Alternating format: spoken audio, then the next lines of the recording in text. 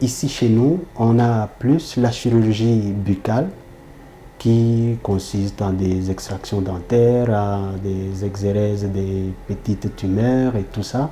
Et donc, on enlève les dents qui sont affectées, qui sont malades, mais il est conseillé, après qu'on ait procédé à une extraction, qu'on procède aussi à une réhabilitation, ce qui veut dire faire une prothèse, hein, comme pour restaurer l'esthétique et restaurer la fonction masticatoire, la fonction des dents. Ici à l'hôpital général, on est en train d'innover. L'innovation, ce n'est pas par baguette magique, c'est un processus. Heureusement, avec la direction, nous essayons d'innover par le matériel et par certaines techniques, des techniques qui demandent par ailleurs une certaine formation. Pendant qu'on exerce, on partage effectivement les expériences d'ici et d'ailleurs pour effectivement améliorer sa pratique et améliorer la qualité qu'on prodigue aux malades. Alors, cette innovation tourne par l'acquisition aussi de matériel de pointe. Comme auparavant, on a évolué pendant longtemps sans même une radio, radio dentaire, mais actuellement, on est quand même en mesure de faire aussi des radios, mais nous projetons avoir une autre radio un peu plus avancée, la panoramique, et qui sait, une Conbeam, une CBCT, il y a en 3 dimensions. Nous avons une grande aspiration pour que nous puissions donner des prothèses modernes et pourquoi pas des mérites, c'est que vraiment des prothèses de pointe. On dit toujours qu'il faut maintenir une bonne hygiène. Une bonne hygiène, ça suppose, on ne le dira jamais assez, ça suppose une brosse à dents, ça suppose le dentifrice, ça suppose un peu d'eau et le temps pour faire le brossage. Il faut une visite semestrielle au minimum, semestrielle chez le dentiste pour effectivement détecter les pathologies qui pourraient être présentes dans la bouche des patients. Avec les peu de sensibilisation qu'on essaie de faire, certaines personnes prennent conscience de cette nécessité de maintenir une bonne hygiène dentaire. Mais c'est vrai que beaucoup d'autres, c'est vraiment un fléau. On a encore un morceau dur à croquer et de nous-mêmes, nous ne pouvons rien. Nous devons, en tout cas comme un seul homme, nous lever dans nos différentes responsabilités, essayer de sensibiliser le plus possible notre population à ce fléau qui cause tant d'ennuis, tant sur le plan sanitaire que sur le plan financier ou économique.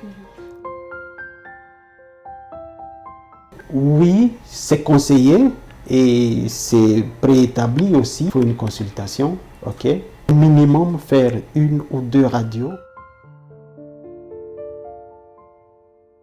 Le service se donne pour aider cette population parce que à chaque fois qu'on reçoit un malade, non seulement on prodigue des soins, mais aussi on se donne un peu de temps pour sensibiliser et donner les quelques règles d'or que j'ai dit. Changer sa brosse à dents au moins après 3 mois, d'utiliser les dentifrices fluorés, ne pas chercher les dentifrices en cours de route qui n'ont pas un bon dosage du fluor, c'est comme de la mousse qu'on utilise.